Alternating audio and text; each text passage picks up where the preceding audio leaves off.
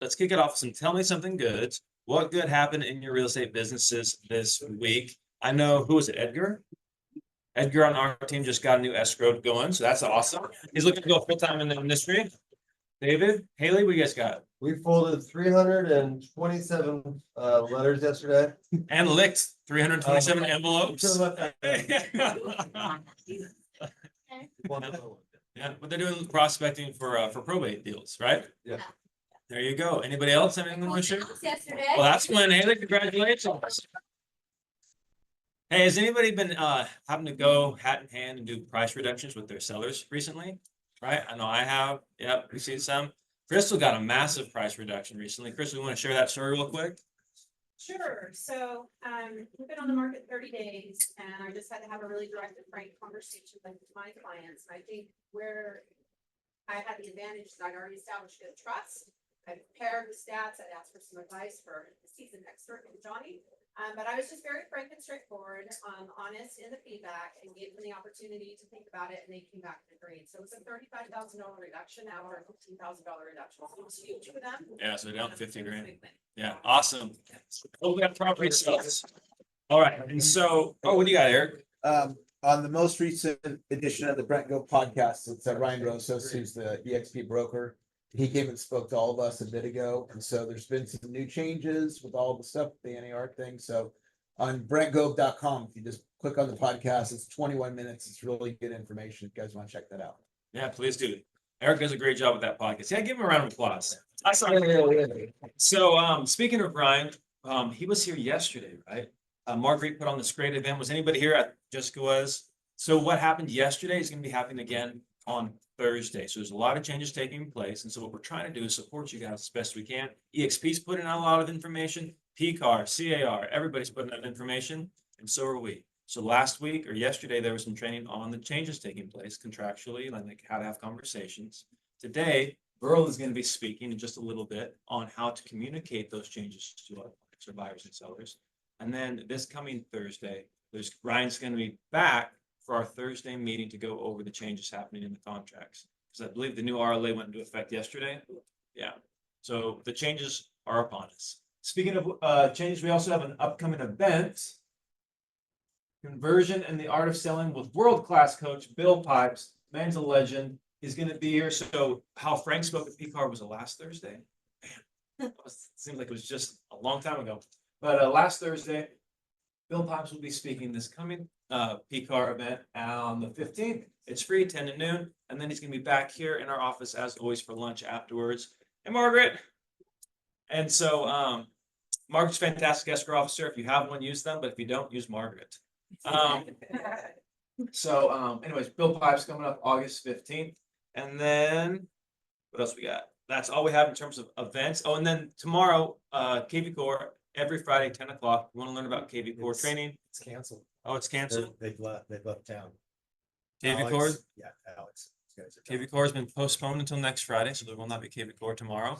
But typically on Fridays, there is KV Core training. What else we got? Jake, you guys noticed on the desk, there's some information about a cash program. Jake, you mind explaining some of that? Yeah. All right, let's do it. Guys, come on, clap them up. So, cash buys. What I wanted to give you guys today was this, just this flyer. It's very basic. The best thing to do with this cash buys program is you have some clients coming in and you'd be walking into an open house trying to figure out, hey, I'm not getting offers accepted. What is this? This is an option that can actually make an offer in cash on a home. Now, basically, I'm just going to go over the basics of this. But it's really cool about this program is we do a fully underwritten loan approval. You offer in cash. The goal is still 99% of these loans still close with loan financing. But if for some reason the loan financing doesn't close in time, they will buy the house in cash for your buyer. Your buyer can then move in and rent it out until they secure the financing to be there. So they can actually move into this home for them. It's a really low, there's a slight fee to use it, but it's a really low possibility or a really low fee in order to actually move in. But it's a really cool program for people, especially that are having a hard time getting offers accepted. This allows you to move in cash offers and allows you as realtors to remove all contingencies except for the home inspection. So you can remove the loan and the appraisal contingency in order to make these offers work. Really cool program. Is anybody interested in learning a little bit more about this one? Yeah. Okay, perfect. So we have a full PowerPoint on it. I'm happy to do a full presentation sometime in the next week or so. I'll be meeting up with Johnny to kind of figure out what that looks like. Or you can just go to his office. Yeah, I'm right there. Come talk to me. Only other thing I wanted to mention today, rates have been staying pretty stagnant the last couple weeks. It's been a great time for us. And then last thing, take out your pens or your phones. I want you to write down cmefedwatch.com. So basically, who hears stuff about the rate cuts constantly? Everybody's always asking about when's rates gonna come down, when are the rate cuts, things like that. This website is basically an analysis taking everything that's current and to date with every single economic release that they do. So daily, you know, there's CPI, there's PPI, there's jobless claims, everything like that. They take all of this into account and they're actually predicting the probability of the next rate cut. So if you go to that website and scroll down, you'll see each of the next 4 Fed meetings from July 18th through the end of December. And you can actually see the probability based on the current economic situation of that rate cut coming in. So it's a good thing to share if you have people asking about it, or for you to learn how to kind of look at. There's a whole methodology on how they do it as well in there. But again, just more things that you can talk with either people at open houses or your clients about if they're asking those questions. Jason, say a question. cmefedwatch.com. That's all I got. And then Jake he lives there, guys, half a day every day. He's an in-house lender, so if you have any questions, I want to learn more about the cash buys, the buy before you sell, home equity line of credit type deals. Absolutely reach out to this guy. And if you want any more flyers to take or give to anybody, grab me. I got it. They're great for open houses. We'll print them for free, so can't beat that. All right, our next speaker before we bring on the illustrious rural workman is Jennifer Hewer with Home Warranty of America. Yep. All right, everybody give her a round of applause. Thanks, Sarah, Johnny, thanks for having me. I was just told that I thought I had 30 minutes and I only have 15. I'm sorry. So I'm glad that I wrote some notes, just will keep me on track so I can get through everything. So in front of you, I put this brochure. So this is kind of like the backbone to the ins and outs of what our coverages, what our policies are. So first off, we are the company that offers 13 months. Our pricing is extremely competitive. We are the only company that has a service fee of only $75, the trade call. So when somebody comes out to replace something or to fix something, it's just $75 out of the customer's pocket. So I always like to start my presentations with explaining, a lot of people know what a home warranty is, but do we know what it actually does? So I use the acronym PEACH to kind of summarize. So PEACH stands for plumbing, electrical, appliances, cooling, and heating. And that is how the customer saves money on those items that I just mentioned for pre-existing conditions, non-pre-existing conditions, right? So Johnny's son can't throw a fork in the garbage disposal and then call us and have them come fix it, because that is obviously, it's, and also due to normal wear and tear. So I'll back up. So we fix things and replace things due to normal wear and tear. So the utensil going in the garbage disposal wouldn't be caused due to normal wear and tear. So the thing is, you guys, at the end of the day, things break. That's why when you get a new car, you get sold a home warranty or a car warranty, right? So the same thing with a house. Things are going to break over time. So peace of mind for your clients to have this in place.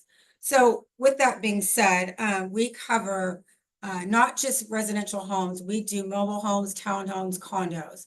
So if you open up this brochure, actually go to the very back page, we have pricing. Pricing's on the back. I also have all of this in PDFs. I have a one-page flyer of the pricing. So on the back, we have 3 plans. We have gold plan, which I highly do not recommend unless the house does not have HVAC, which we're in Sacramento, so you're going to have an AC unit. So for only $490, under $500, you get everything. It's called the platinum plan. We also have a listing coverage that is only $35, and that will protect your sellers up to 180 days during the listing time. So it's a stressful time, whether you're excited to move or it's because there's a divorce, it's stressful no matter what. So something breaks on you during that listing, that's just gonna be a pain in the you-know-what. So throw that on there for $35, just a $75 service fee. They'll come out and fix that appliance that goes bad during that listing. So if you look at the second to last page, this goes over our other pricing for, we do condos, triplexes, new construction. We do multi-year, so the more coverage or the more years you buy, the lesser the package. So you can go through all of that. I know we only have so much time. We do also offer a home warranty after program. So how that works is anybody in this room right now, whether you have something in escrow, can put one on your house. And you'll get the real estate fee. So if you, just as a consumer, went on to put one on your house, went online, it's gonna be, the pricing's gonna be higher. So is Adrian in here? So we just did that for Adrian, right? And I saved you a bunch of money, correct? So he went online, did it himself, did not realize that if he went through me, he's gonna get the escrow pricing. So please do that. And how it works is if you have a home warranty already on your house, you show me that's coming to term, you can get on it right that second, it's automatic. If you let your home warranty lapse, because we don't want you just getting one because your AC is about to go out and take advantage, then you have to wait 30 days. But it's offered to anybody, so you don't, it doesn't have to be an escrow, it doesn't have to be a family member. So going back to the platinum plan, our most popular plan, I want to go over some items that are covered in the $490. So with the platinum plan, we offer 6 rekeys for the service call of $75.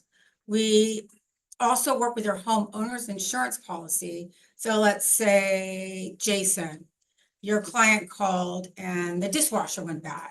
And they came out to fix it and they noticed that the floors are starting to buckle. If your client decided they wanted to actually call into their homeowner's insurance and file a claim, then we will actually reimburse them up to $1,000 just because we want to outshine our competitors, and nobody else does that. So kind of going backwards, and I'll go back into what else the platinum plan offers. You have something go wrong, you have to file a claim. That's the first step that the customer needs to do. So you could do that online, you could call the 888 number, and once they do that, then they get in the system and you get somebody out there within 48 hours. Now, Johnny, hate to pick on you. We had a situation with an HVAC unit, and stuff happens, right? People make mistakes, things fall through. It's really busy this time of year. Everybody's ACs are going wonks. So with me, and I helped Johnny, I have escalations manager. I was on vacation during this time. I came back, I called you right away, and within early week, it was taken care of. Yeah, So if you want to share your story, yeah, that'd be so great. Thank you. he'd been struggling, I'm seeing if he's in here. Might be in here. Oh. The client. Oh, I'd So- love to meet from St. Yeah.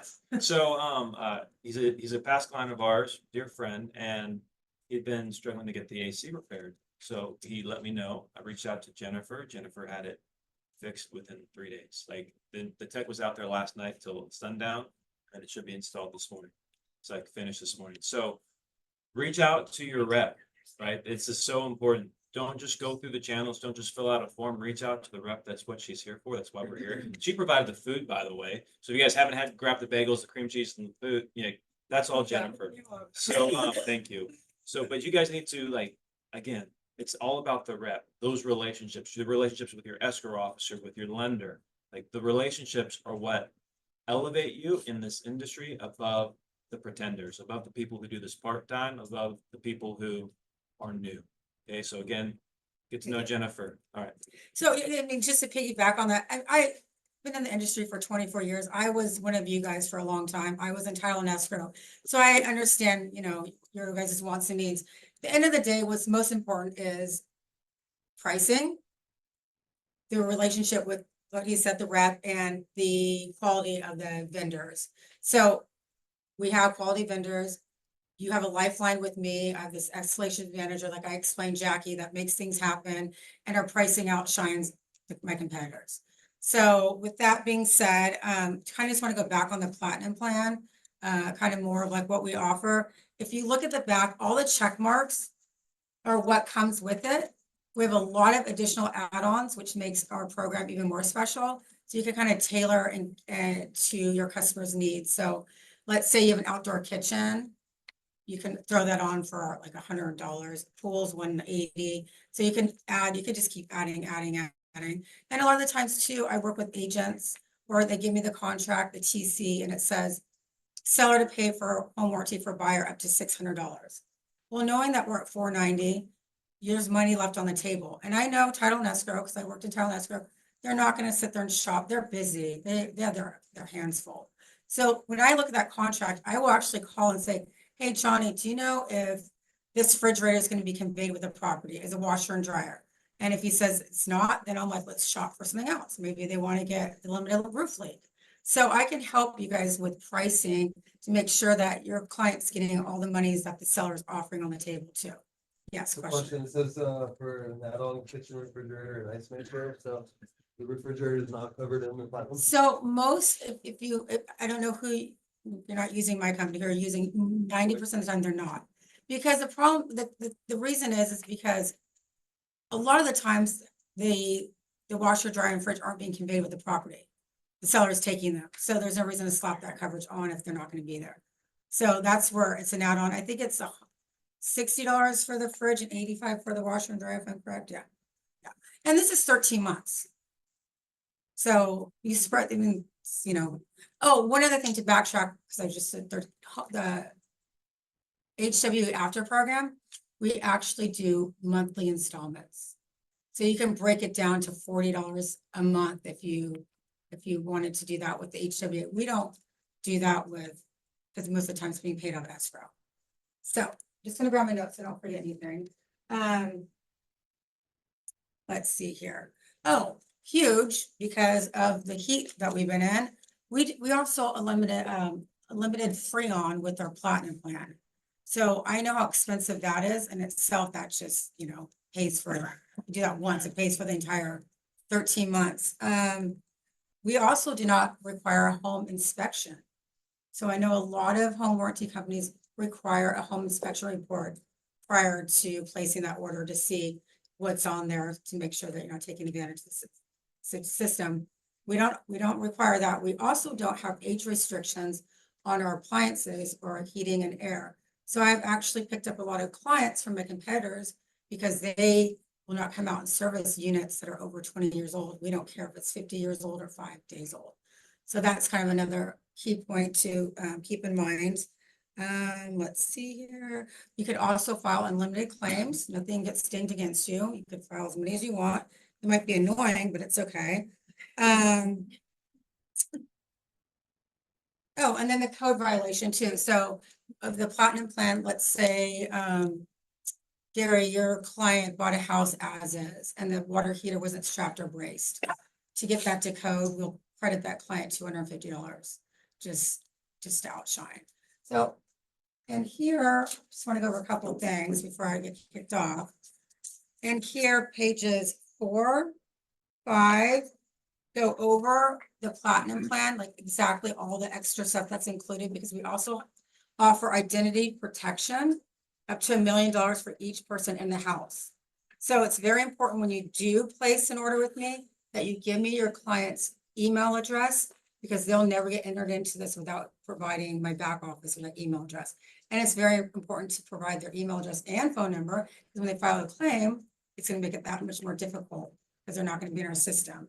Let me think of anything else. Does anybody have any questions? Yes, For solar coverage, yes. do you guys, does the buyer have to have a plan with you guys for that to be in effect? So yeah, so how it works is, so it's $35 and we don't really collect it. So we're not making any money off of it. So what I try and educate my agents is you put in the MLS for, you know, marketing agents, seller's coverage, you know, is on this house, however you want to, you know, market it. And then when you get an offer, if the buyer waives one, that's a whole different, you know, box. But if they say buyer's choice or buyer chooses one of my competitors, that's where you go, well, we already have one in place. We're going to convert it over. And I will make that phone call to that other agent, introduce myself and explain my, you know, our policies and coverage to make this smooth. So that's a great question. Anybody else? Yes, agent. For the platinum plan, can they add the pool and spa equipment after? Yes, so please just go through me. I make things happen. So if it's already closed within a reasonable time, absolutely. If you're calling me 6 months later, I mean, we might have some issues. But if it's like you got slipped through the cracks for 1 month in, sure, absolutely. Mhm. Good question, JP. All right, last thing we'll say before we bring Burl on to the, is Burl on there? Before we bring Burl on, when you are going on listing appointments, this is a huge tool, that listing coverage, because like she said, we're not collecting on it. It is technically $35. It's something that your competitors are probably not doing when you're sitting down at the kitchen table and going, well, what makes you different? This. Oh, by the way, I don't know about you, but every time I go to sell a car, right before I go to sell it, window stops rolling up or the AC goes out, I have to fix it and then still sell the car. This gives you peace of mind. Yes, and then just one more thing to add on that. So, request for repairs, if knowingly during this time, something goes wrong and it comes up in the request for repairs, this, the buyers are asking for that. And it really did happen, and I just, we trust that it happened during that time, we will actually take care of those on the request for repairs. So, when you're going up against a competitor on a listing appointment, your client doesn't know if this costs you $500. You say, you know what, with you going with me, I'm gonna offer seller's coverage during this time. And like I said, they don't know if it's $1,000 or 35 or free. It just outshines for you, and it's peace of mind for the seller. And when they transfer to the buyer, it's, the buyer comes after them for something that made their saving that happened during that time. Well, no, we had a home inspection, so that just protects everyone in peace of mind. So I have to skedaddle after this meeting, so I have to be in Elk Grove, but my number is there, it's everywhere.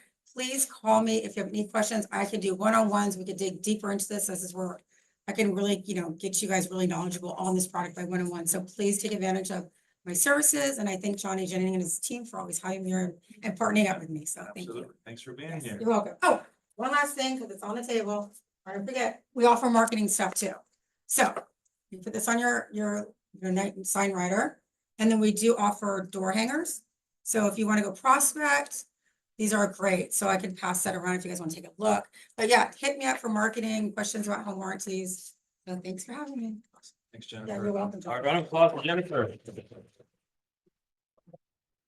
I see the man on Zoom right now. So up next is Mr. Verl Workman. He's a top coach in the industry nationwide. He coaches many of the top producers. And when I've been asked a lot of questions, hey, who can speak? Johnny, who will you go to? Who would you suggest on these changes, the scripting, and how to have these dialogues in a meaningful way with buyers and sellers?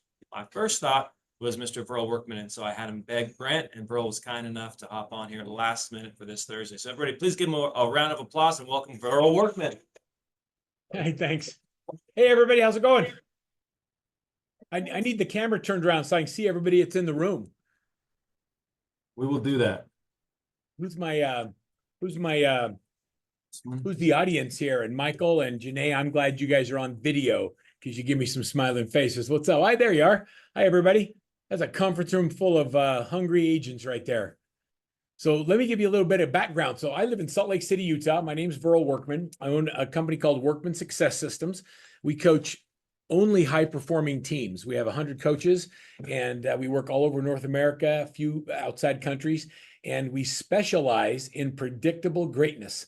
We believe that everybody can have a predictable life and a predictable business. As a matter of fact, I could look at what you do every day, and I could predict what kind of outcome you're getting. Well, think about that concept. How many of you track everything you do in 30-minute increments all day long and then look at them and ask yourself this question? How much of my time did I actually spend doing dollar productive activities? What do you think we would discover, Michael, if we started doing that?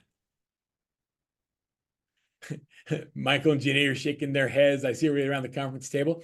How many of you believe that there is another level that you could be performing at in your real estate business? Nobody at the conference table? There you go. There's 2 or 3 hands.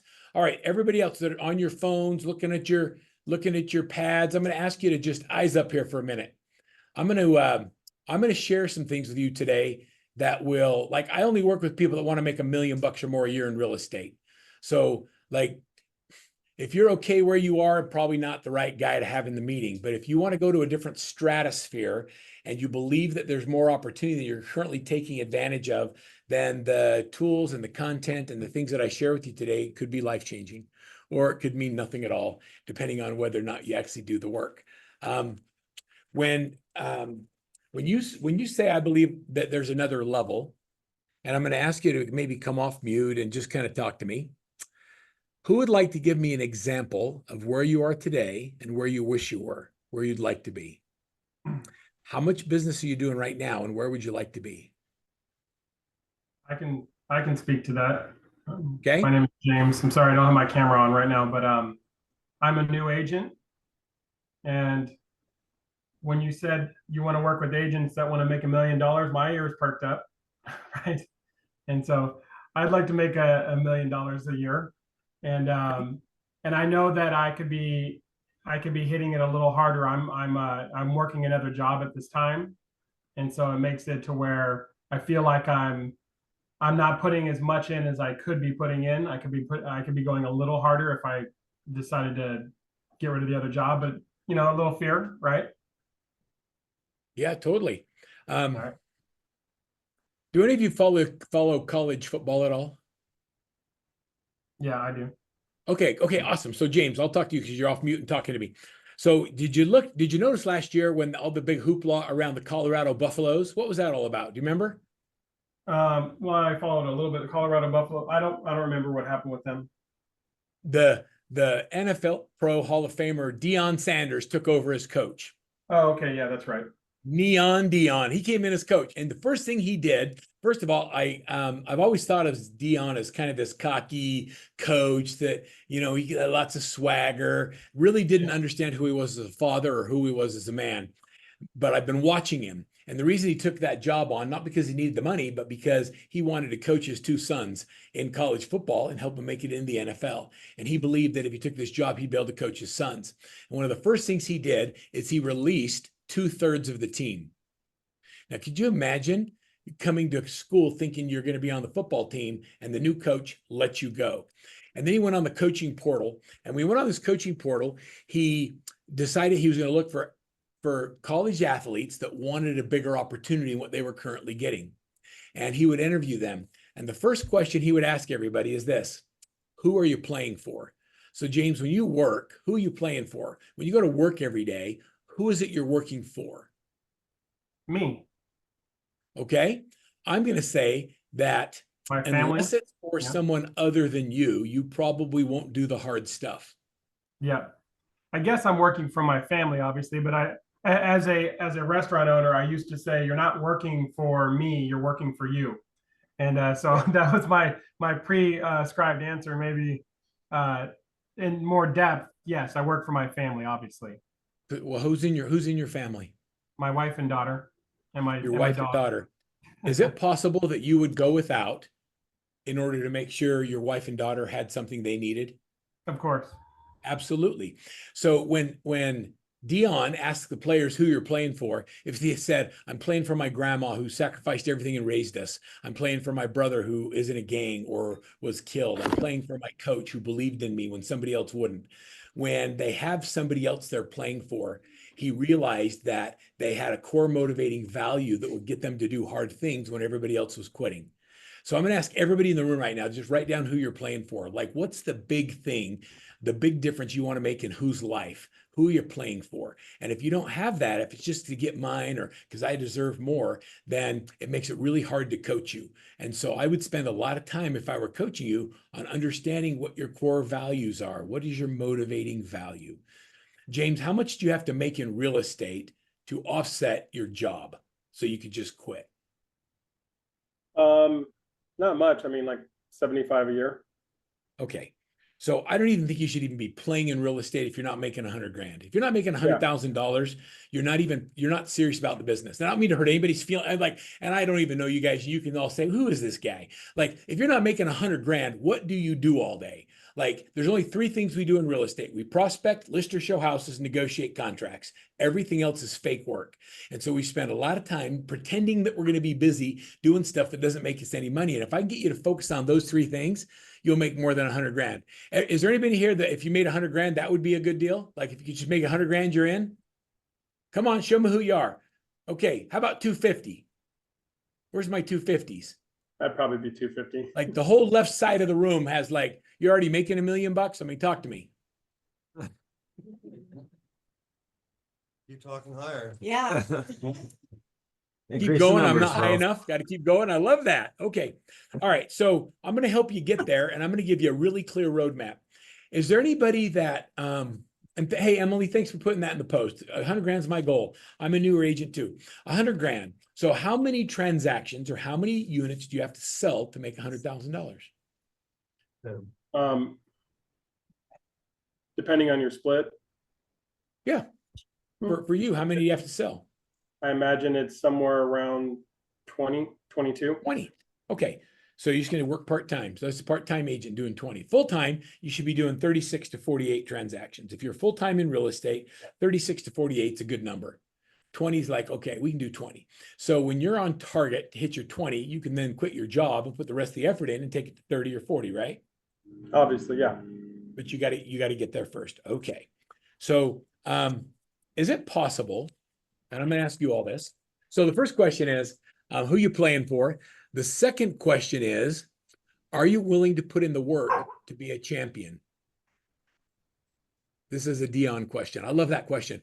Are you willing to put in the work to be a champion? Are you willing to put in the work to make $1 million? Are you willing to put in the work to make 100,000 or 200,000? Are you willing to put in the work to double your best performance in real estate? I see lots of heads nodding here. I didn't mean to scare her off. I apologize for making her scared. Just an inspection. Yeah, okay. I'm just messing. Okay, so are you willing to put in the work? And if the answer is yes, then we can go to the third question, and that is, do you have the ability to be a team player? And define what that means. You have the ability to be a team player. That means we have each other's backs. It means that when somebody else falls short or misses an assignment, we get in and do it for them. It means that we do the right thing all the time for our team members and their clients, regardless of how we get paid or how it affects us. We just do the right thing. Being a team member means we have each other's backs. You guys are on a team and you're all working together and we all want to grow and help each other. And there's some big, big benefit in being with a team, especially a team that has the ability to do what you have. Is there anybody that feels like there's been people in their life or people that you've worked with, could be a family member, a friend, an ex-boyfriend or girlfriend, someone who made you feel like you weren't worth it, or you didn't have value, or you'd never amount to $1 million? Is there anybody that had that? My mother was that way. My mom told me that I wasn't college material. Like, what mother says that to a child? My mom said that, you should probably just get a job or learn a trade because you're never going to be that successful. I saw Zig Ziglar speak when I was in high school. I'm like, I want to be a motivational speaker. And you know what my DECA club in high school told me? He said, son, you got to have more realistic goals. In 2000, I spoke 4 times with Zig Ziglar, and I got to be next. How cool is that? I love proving people wrong and having people tell me that I can't do something or I don't have value, because to me, that's like motivation. So I'm going to share with you this little drawing, and you have to apologize because I'm not a great artist here, but if you could duplicate this on a piece of paper, that'd be really cool. That says experiences backwards. So if you draw a pyramid and there's 4 quadrants in the pyramid, our experiences in our life up till right now form our beliefs. So the experiences we've had form what we believe is possible. Does that make sense? So, yes. Michael, your experiences are different than mine. We come from different places. We grew up in different states. Our family was different. Like, I'm a Mormon from Salt Lake City, Utah. My dad was an ex-Marine. My mother moved here from Holland. My dad was an only child that grew up in foster care in Iowa. I didn't have any cousins or uncles or family. I grew up with nobody except my parents. And when I was 11, my dad had a brain aneurysm. A blood vessel burst in his brain. And he went from being a high school history teacher to being completely disabled, spending the next 25 years in a nursing home. My life experiences have been different than yours. And I learned a couple things as a kid. So in a house with 7 kids, we already didn't have a lot of money. My dad was a school teacher, but imagine going from that to having no income and just having whatever little bit of money came in from his Marine pension. I learned that most people are genuinely good. All 7 of our kids got farmed out to different families in the neighborhood, and I got raised by 5 or 6 different families in the neighborhood. I learned that every family has a different culture, and they have different beliefs, and they have different structures, ways of doing things. I learned that if I wanted anything of value, I had to work for it. Nobody was going to give it to me. And so I'm a serial entrepreneur. I burned the boats, James. Like, I get up every day and I wake up broke and I figure out how I'm going to make a good day today. I want every day to be a win. and I don't need the money anymore. So I do it because my experiences have taught me that if I'm not working, I may not survive. And so I constantly work. I work. I also have a big family, and I wanted my kids to grow up with cousins and uncles and aunts. So I have 6 kids and 12 grandkids, and I wanted to create a business and a culture that my family would want to be part of.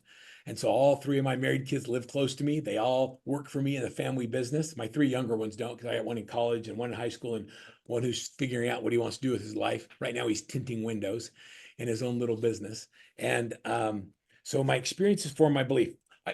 So nobody can tell anybody else that their beliefs aren't right. Janae, you've formed beliefs in your life based on the experiences you've had, and they're yours. You own them, right? And that's a great thing. So I love that we all have that.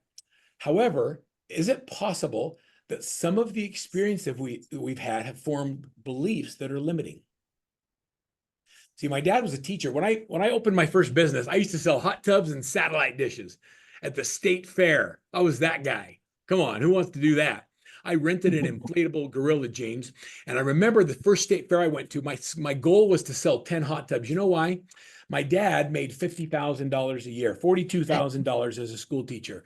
My goal was to make $50,000 in my own business because I believed that's what success looked like, because that's what my experiences had told me. So I set my goal to sell 10 hot tubs at the state fair. I made $1,000 a hot tub. I'd make 10 grand in 10 days. That was like more than my dad ever made. And so I believed that's what success looked like. At the end of the fair, dang it, I got it. I sold my 10th hot tub, and I remember like thinking I was the king of the world. I was 22 years old. And I went over to the frozen lemonade stand. That's what we drink in Salt Lake. And I got some frozen lemonade and turned around, and there was a guy standing behind me that had a sport coat on that said Cal Spas. I'm like, nice. Why are you wearing a jacket? It's 110 outside. And I said to the guy, how's it going over there at Cal Spa? He said, pretty good. How you doing, son? I said, well, I'm doing all right. We got our goal. He goes, what was your goal? I said, I don't want to say, but we got 10. And he says, oh, good for you. Like, that's cute. I'm like, well, how many did you sell? He says, well, we sold 10 this afternoon. Well, how many did you sell? He said, we sold 100. What the heck? How is somebody selling an equal product with an equal price point, selling 100, talking to the same people as me selling 10? What was the difference? Anybody have a guess? Your beliefs. Yeah, he believed he could, and they had experience that said they could, and they had a system that they followed. And so we all put on our disguises, and we went and shopped them for the rest of the fair. And the next year we copied them and sold 70 hot tubs. So our beliefs control our actions. So in the next pyramid, put actions. So our experiences form our beliefs control our actions. Is it possible, Michael, that the actions that you focus on are based on what you believe or don't believe is going to work? So you don't do some things, you do some things because you have experiences or somebody's told you about their experiences. And the very top of the pyramid, I want you to write results. So our experiences form our beliefs control our actions, and our actions are how we get results.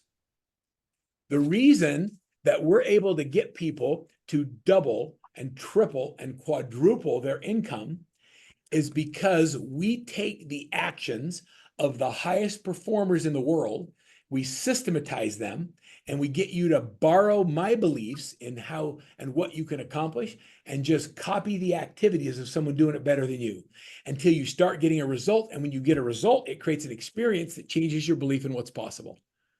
The first time I made $50,000, it was game changing for me. And then I made 100,000 and then 500,000. My first company, we were doing about $4 million, and I sold that to homes.com. That was game changing. I never believed that was possible. It took me 15 years as a small business owner to earn $1 million. But then when we started this company 10 years ago, we did it in 6 months because we had better systems. Does that make sense?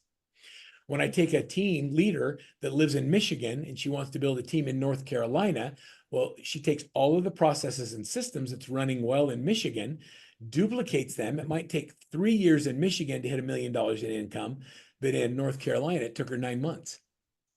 And not knowing anybody. Greatness, my friends, is predictable. And so is average. So I'm going to show you a couple things. So the first, I'm a big believer, and I don't know if I'm going to give you what you want today. What I'd like to do is I don't have an agenda, meaning I'm not trying to, there's no personal agenda in this meetings. Johnny had a call. You had a call with Nate yesterday, man. I heard that was a good call. Is Johnny in the room? It was a fantastic call. Freaking Yeah. loved it. Telling everybody about it.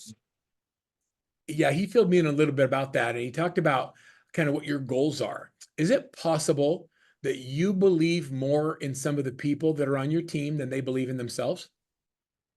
Absolutely. And you see greater potential, and we got to get them there. And so the reason is I don't believe, and I really mean this, I do not believe anybody gets up and hopes they fail. I think most of us get up and we want to succeed. We want to provide for our families. We want to have nicer cars. We want to be able to have our kids have the things they want or play competitive sports instead of rec sports. We want to do the things, not because we do or don't have the money. We want to do it because it's the right thing to do or not the right thing to do, and not have money be part of the equation. And so we get up and we want to be successful. We don't know what to do. And that all goes back to that beliefs pyramid. And so what I'm going to ask you to do is borrow my beliefs in what's possible for each one of you until you have new experiences and can see that by following the actions of the high performers, you can have a better outcome. Can I ask you to do that? It's kind of like my kids. I want my kids to believe in God.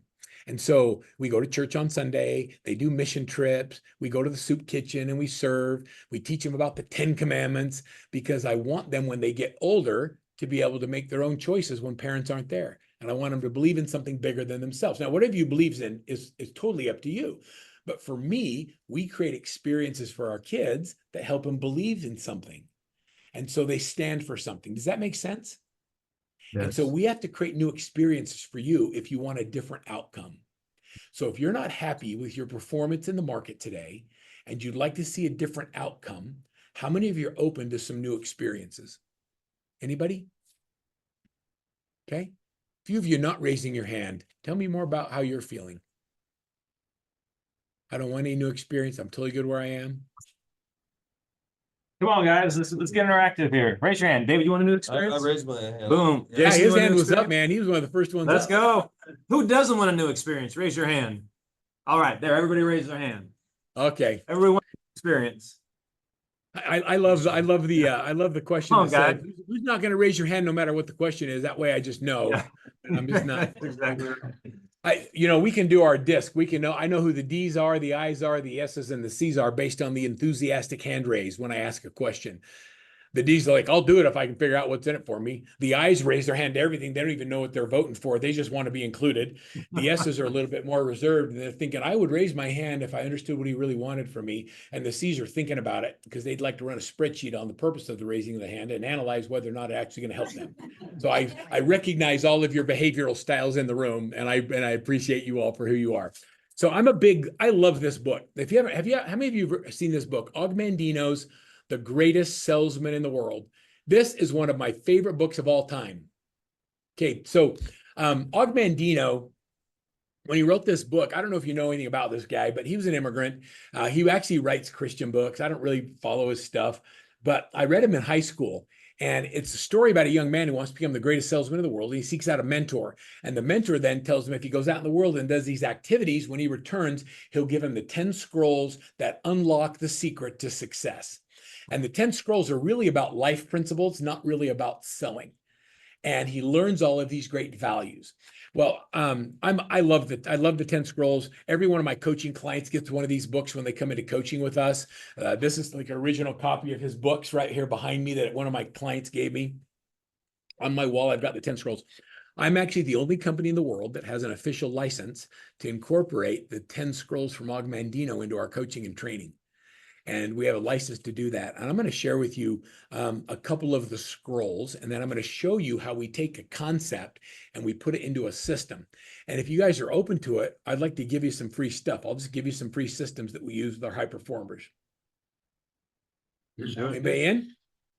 Okay, so let's have an experience. Okay, so the first scroll, I want you to listen to this. This is number one. It says, oh, that's not it. That's number 3. Let's go to number 1. Number 1 says, today I begin a new life. Today I shed my old skin, which has long suffered the bruises of failure and the wounds of mediocrity. Today I'm born anew, and my birthplace is a vineyard where there's fruit for all.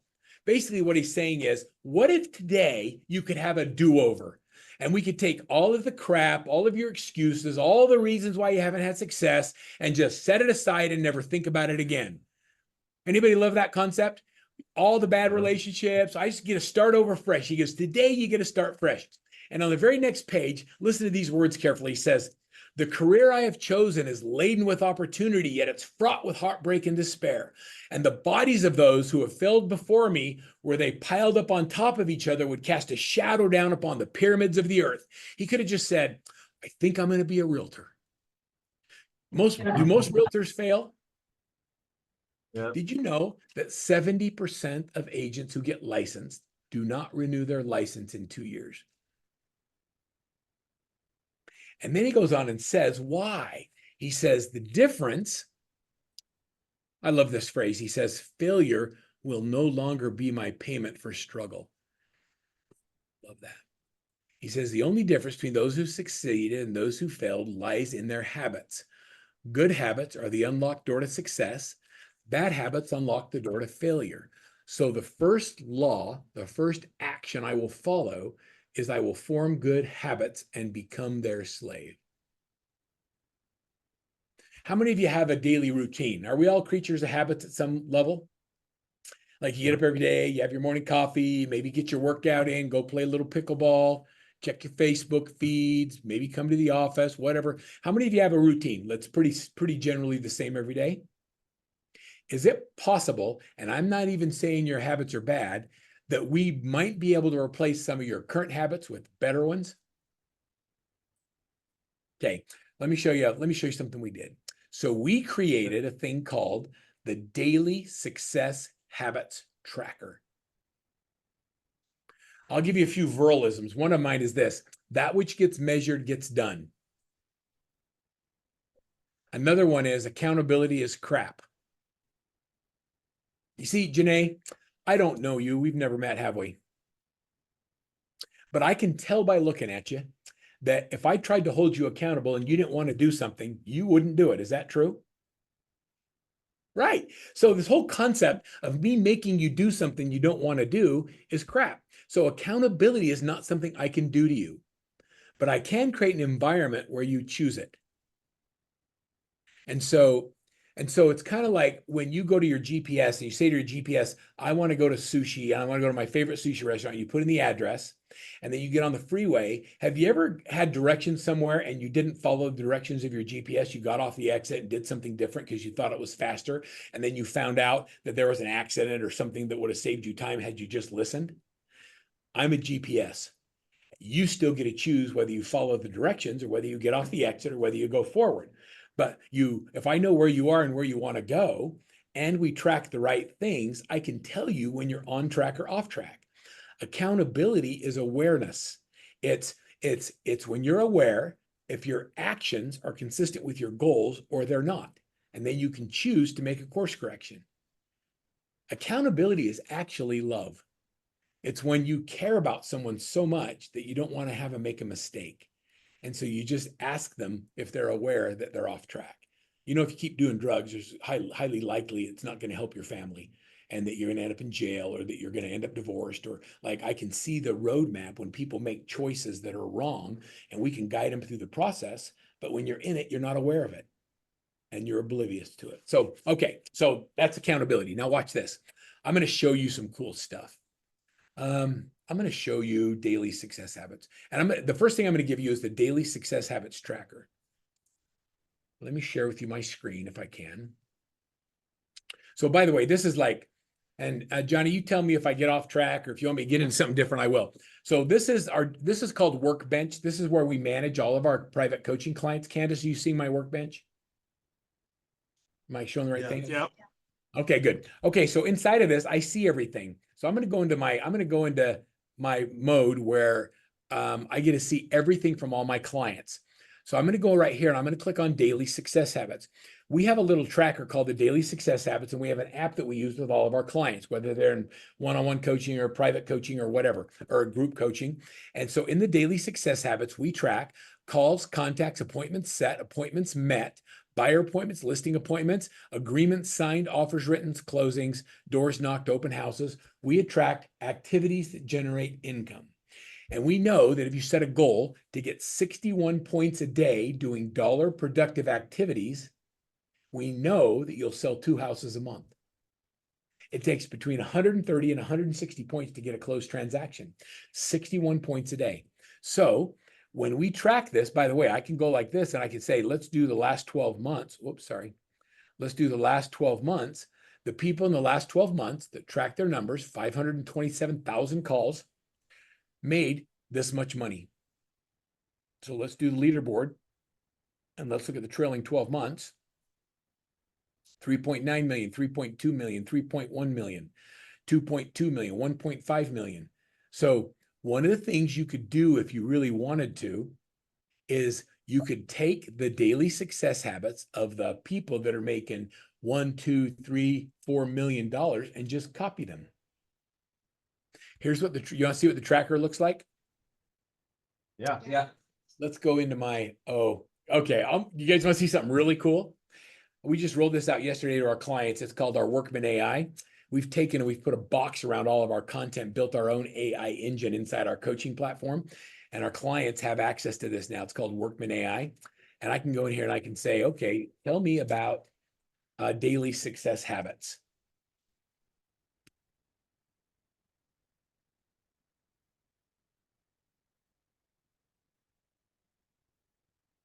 I can say how, when, and what should I do? And it searches 10 years of content of all the best people in the world. It takes all of the webinars, all the systems, everything I've done, and it breaks it down and says, here's how you implement it. Here's what you need to do. Here's the ways to implement it. Here's activities to focus on, what you have to do in order to be able to get your 61 points a day. Is that cool? Come on, that's pretty cool. My client saw this for the first time yesterday, but one of the things that's in here is my daily success habits tracker. So let's see, daily success habits tracker. When I click on it, well, that's not the one I wanted. That's for a client care coordinator.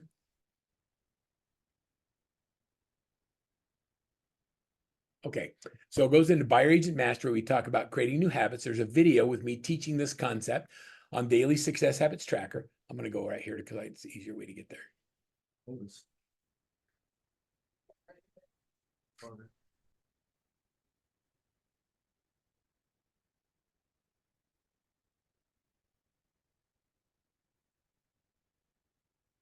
Only because I'm doing this live.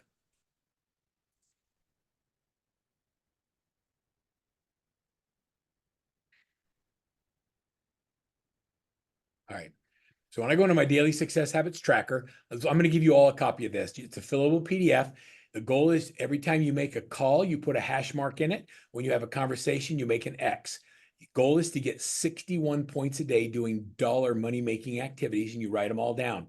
When did you start calling? When did you end calling? Now, Johnny, with your team, I'm going to give you this to use with everybody on your team.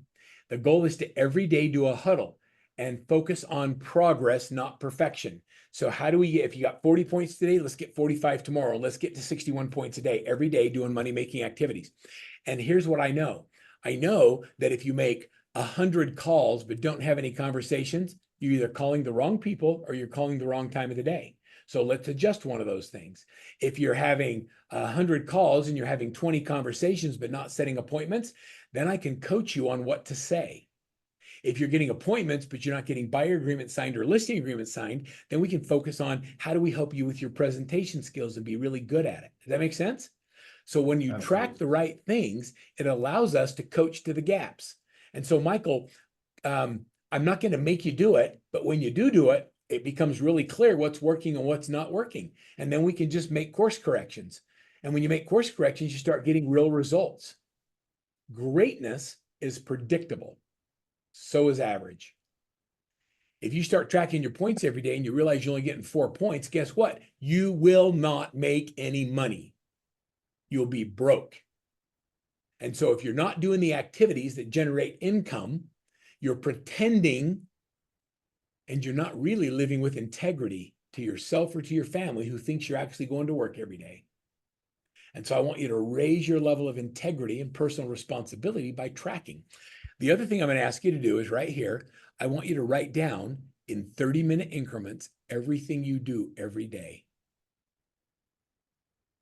30 minutes all day. Okay, I'm going to stop share for just a minute. I'm going to ask you a question. What do you think we'd discover after a week if you wrote down everything you did in 30 minutes every day? And Johnny, talk to the group in the conference room. Talk to me. What do we discover if we actually tracked everything 30 minutes at a time all day? What would you learn about your day? Wasting a lot of time. We waste a lot of time. We're Yeah. probably And what not would you- doing high paid Say it again? activities, but it'll also force us to do more highly paid activities. It'll make us pay attention to what we're doing. That's totally right. What happens when you start tracking it is you don't even need me to tell you anything. You see it and you're like, that's why I'm not making any money. And when you become aware of it, you start changing behavior. And then all of a sudden you try and just do a little bit better. And then you start getting a different result. And you go, oh my gosh, Brill knows what he's talking about. I got 20 points today and look how much better I'm doing. I'm going to go for 40. Then I'm going to do 60. And if you cheat on your points, who does it hurt? You. Right. Okay. My life's going to be the same whether Janae does it or not.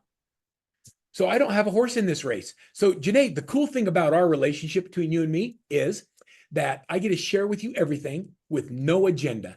You have someone in your life who actually cares about you and wants you to be successful, and I don't want anything in return. And it's very hard to find people like that that'll pour into you that don't want something back. Well, I'm the guy. There's nothing. I'm not selling you anything. There's nothing you can buy from me today. I just want to help you. And so I really genuinely want to help you. So let's go. All right. So do you guys want another tool? Bro, can we ask you some questions? Because you mentioned scripting. We have a lot of agents going on. Oh yeah, I was supposed to talk about that today, huh, Johnny? Sorry. All good, all good. This was good. Was this not good, guys? Give me a round of applause. All right, you want to talk about scripting? Let's go. So basically, the changes with NAR, buyer broker, new listing agreement out here in California. I got some questions written down. Okay. But do you want me to fire those off, or do you want to answer questions that you're commonly hearing across your coaching company? No, I want to answer your specific questions, but you got to give me permission to answer them as if I'm coaching you. Yeah. Meaning I'm not going to hold Sure. back. I'm going to give you the no bullcrap answers. I'll show you a tool or resource on how we deal with it in coaching. All right, let's do it. So one question that was sent to me was, how would you recommend us engaging with buyers at open houses who have not signed a buyer broker with us? Okay, what does the law say? Oh gosh. It says we have to ask them to sign up for an open house, but we don't have to actually require it. We have to ask them, but we don't have to require it. Okay, so my talk Okay, next highly- week, I'll be in Las Vegas at Inman, and Inman's hired me to talk about the kind of where the future of real estate is around this class action lawsuit. Right now, they're saying if you show somebody a house, they want you to offer them a buyer representation, right? Yeah. You can create a single showing representation contract. And you can say, look, I work exclusively for the buyers. If I take and show you the property, I'm here on behalf of the seller, and I'm working for the seller, not the buyer. And so if you'd like someone that can actually take you to the home, represent you, and work through it, end up buying the house, then you can choose to use me as an agent in making that purchase. And that's part of what the agreement looks like. That's what I would say, as simple as that. I would say that Okay. if you're not engaged with an agent who's working specifically for you, the assumption is they're working for the seller. And it's kind of like going into court and having the prosecutor represent you as a defendant. How's that going to turn out? It doesn't make any sense. So everybody talks about this class action lawsuit. Let me show you the tools we give our clients around this. And I'll give this to everybody too. Johnny, just because you asked for it. Okay. Thank you, sir. So these are called shift modules. And what the shift module is anytime there's a threat in the marketplace, we use emotional intelligence messaging to create a story and a scenario, and then we give our clients the ability to do it. So here's we call the class action lawsuit the class action advantage. And in the class action advantage, the first thing I'm going to give you is I'm going to give you a story. Here's the threat is commission lawsuits are scaring everybody, including me, the agent. The class action advantage system is all the information you need to know and be able to have intelligent conversations about the class action. There's a fact sheet, and then there's a script for buyers and a script for sellers, okay? And so that's what the class action advantage is. In the script, if you're a buyer script, this talks about how you get a buyer agreement signed when somebody brings up the class action advantage, and a seller script on how you deal with commissions using the class action advantage. And so now that we can't show buyer agent commission on the MLS anymore, does that mean the sellers are unwilling to pay buyer agent commission? No, it doesn't mean they're unwilling. You just have to be able to explain it right. So I'm going to give you the class action advantage. I'll give you a link that you can go to, or my assistant will put it in the chat, and she'll give you the ability to download it. Awesome. And then do you have like a suggestion or a system for how to compete against agents who are maybe willing to do buyer agent activities for less than others? Yeah. So Show your value. Let's talk about that. So in the absence of value, price will always be the objection. Meaning that when you go to buy something, if you have two things that look the same and one's cheaper, you're always going to go with the cheaper one. But when one thing has higher quality or better service, we're almost always willing to pay more for it. Does that make sense? Absolutely. And so people make decisions based on three categories: price, quality, and service. If the lowest priced agent is what you're looking for, which of the other two are you willing to give up to get them? The quality of the agent or the services they provide. Well, I like that. But if the products look the same, you'll take the cheaper one. Then that means you haven't done a good job talking about what makes your product different. I'm going to tell you something, and I'm going to tell you something pretty direct. And that is that we have moved from an activity-based market into a skills-based market, meaning that the average agent who showed up and could fog a mirror used to be able to sell houses. But with high inflation, interest rates up, the political unrest, people not knowing what side you're on, are not on, all the crap going on, and the class action lawsuit, nobody wants to deal with a generalist anymore. Everybody wants a specialist. Now, I want you to think about in your lives, who do you go to that's a specialist? Who are some of the people you go to that specialize in anything? Chiropractor.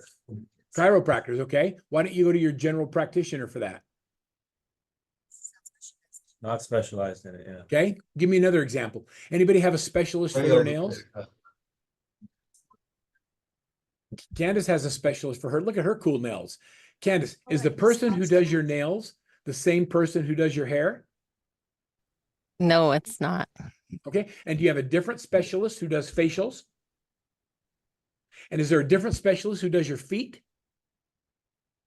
I want you to think about that. It's the same license to do all this cosmetology, but we still choose to go to a specialist. The consumer today is trained to deal with specialists. You know anybody in your family or someone you're close to that's gotten cancer? I think everybody's touched to it. Well, we don't go to our general practitioner. We don't just go to a cancer specialist. We go to the people who specialize in the type of cancer that individual has. When you say I'm a realtor and they say, what do? You say, I do everything. I do buyers, I do sellers, I do residential, I do commercial, I do leases, I do short-term rentals, I do land. What does that say to the consumer? You're a what? Generalist. A generalist. And here they are shopping at Whole Foods. They don't even go to general grocery stores anymore. I didn't know there was such a thing as a Whole Food. I guess my store only sells half foods. The point is that the consumer today is trained to deal with specialists, and specialists have the ability to articulate their value at a much higher level. So when someone says, why should I pick you? You say, because I'm a specialist in doing exactly what you need. I only work with buyers in this price point, in this neighborhood, and I know more about it than anybody else. And here's what I know about the neighborhood. And here's how I'm going to serve your family that is different than any other agent you'll run into. And they say, how much is it? It doesn't even matter, because if I'm able to accomplish those things, are you going to be happy? And the answer is yes. The amount they pay an agent to be well represented is insignificant. Do you know how much it costs people when they have poor representation on real estate transactions? Hundreds of thousands, if not millions of dollars. And in real estate in California, you have more inspections, you have more lawsuits, you have more consumer issues than almost any other state in the country. And so today, the consumer needs a specialist. Your training, your education, your knowledge of the market, your knowledge of the contract, your ability to know what's on the market and not on the market. You know why people will sign a buyer agreement with you? Because you give them access to information they can't get anywhere else. So what is that? Off-market properties. Off-market properties. You're on a big team. You have a team of 30-something people. We have more property that's on the market and off the market than other teams and other individual agents. And so, but I don't give access to that unless you do what? Sign. Lean on the pen. Yeah, I need you to press hard because it's really cheap carbon. I just need to know that when I provide these services to you, when you buy a house, I'm going to get compensated for the efforts that I do. In the new business models that are coming out, how about we start charging retainers to buyers? Yeah, it's a $5,000 retainer, goes against your commission when you actually make a purchase. I love that. I love that. Why not? When you give away your services for free, what then is the value of your service? Right. And so by taking people through an open house without an agreement, by putting buyers in your car and driving around neighborhoods and spending hours with them without any intent or agreement for them to purchase or use you as an agent, what you're saying is my services have no value. So I'm giving them away for free. And that shows up on your paychecks. When you give your services away for free, you don't get paid. So let's stop doing it. I actually think that, okay, I don't mean to go off the rails here, Johnny. You can get mad at me if you want.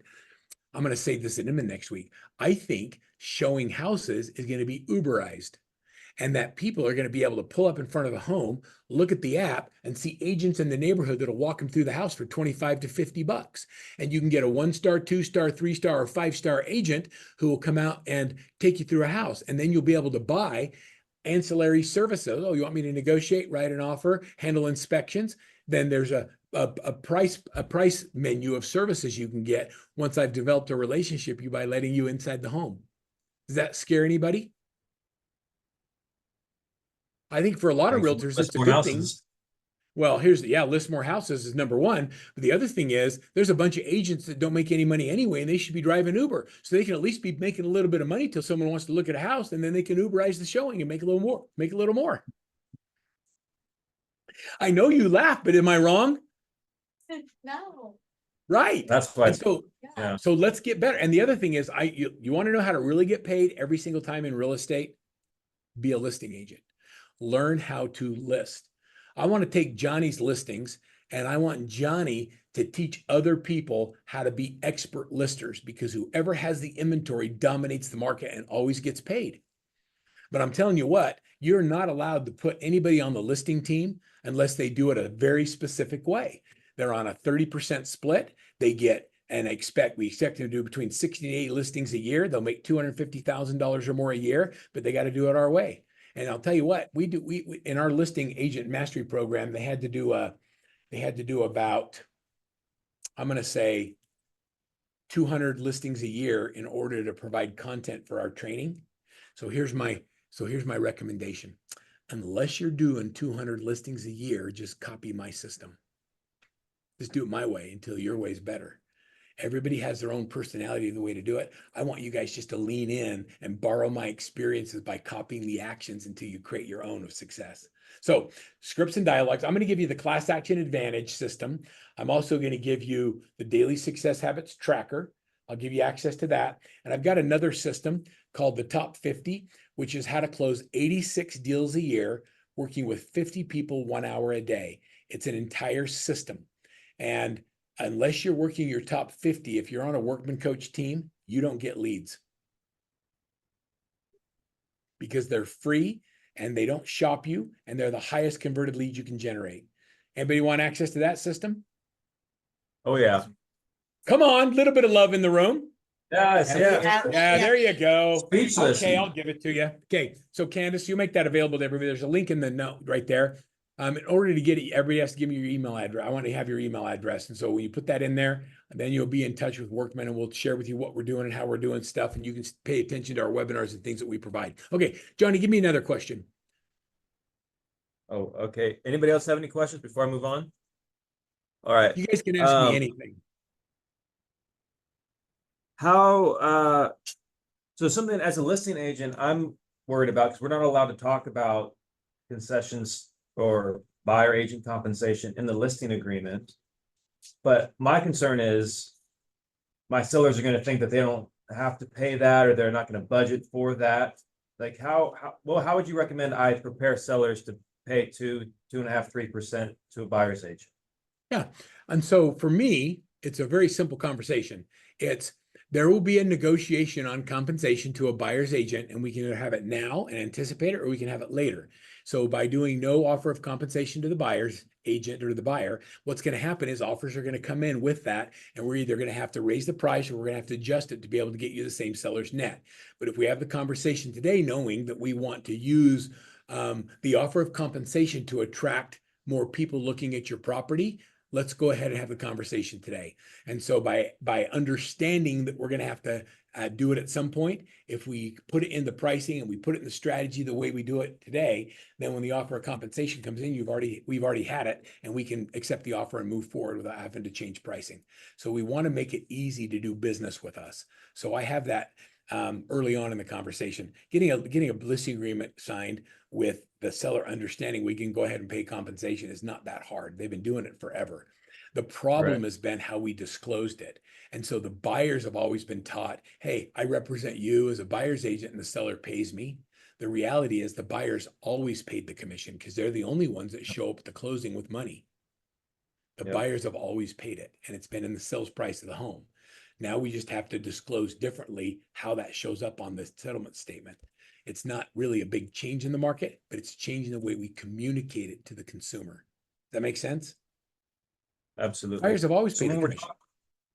So when we're talking with buyers now, and maybe they're strapped for cash, you're looking for like a down payment assistance or other like first time type home buyer programs, and now they're going to potentially have to sign a buyer broker saying that they're going to pay us as well. How would you recommend having that conversation? It's simple. It's that I understand you can't move forward unless we have help in order to pay for the buyer's agent commission.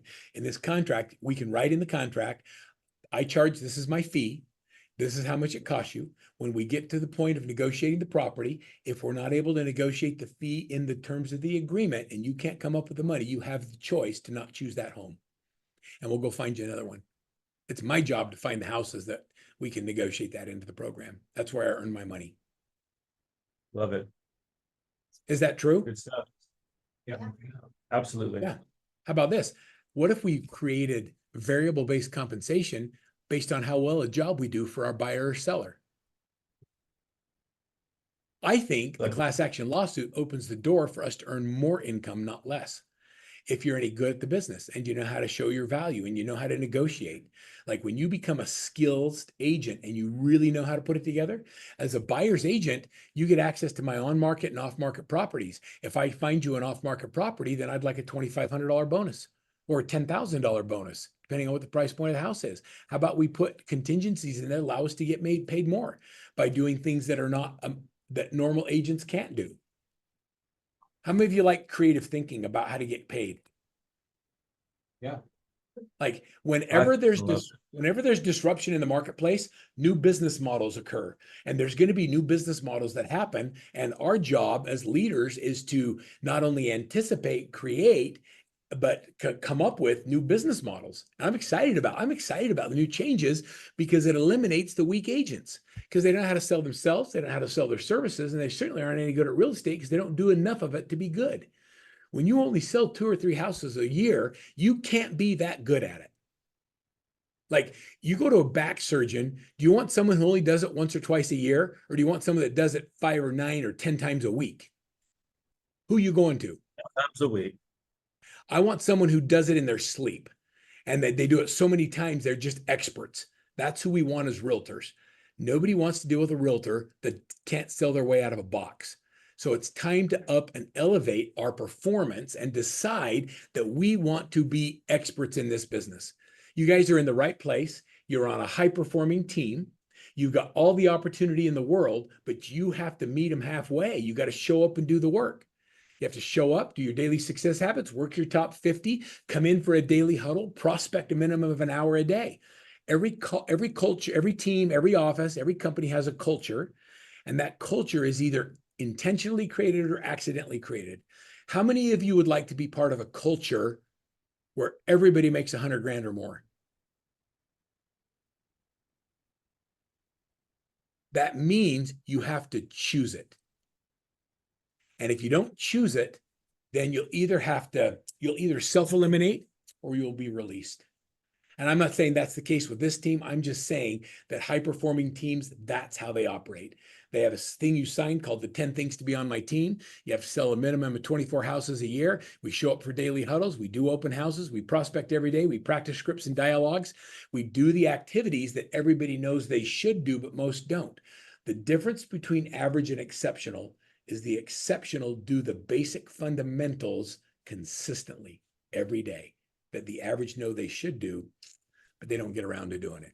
You guys are in a great place. You have such great leadership. I love Brent. Johnny wants nothing more than your success. It's so cool to see the leaders investing in all of you. And I hope that you meet them halfway by paying them back. And the way you pay them back is by time commitment to the systems and processes that will get you the right result. So I have to go, everybody. I appreciate you letting me be here today. Johnny, we went through a lot of stuff. I gave you a link in the notes. Just share that with everybody and pass that along. Final thoughts, you guys? Are you guys ready to finish the 2024 strong? Yeah. Oh, yeah. All you got to do is not Yeah, do the finish same strong. things you've been doing. If you do the same things you've done up to this point in the year, guess what your result's going to be the rest of the year? Exactly what you've done. We got to shake it up and do something different. Let's go have some fun and make some money. Love you guys. Thanks for having me, Johnny. We'll see you guys soon. Bye, everyone. All right, everybody, that's it for today. Thank you for hanging on. Was this helpful? Yeah. Get some good word tracks. So Jose has the link. I'm going to put all the burden of work on him. If you want those resources, just reach out to this gentleman right here. All right. Have a fantastic week. We'll see you next Thursday. Thank you.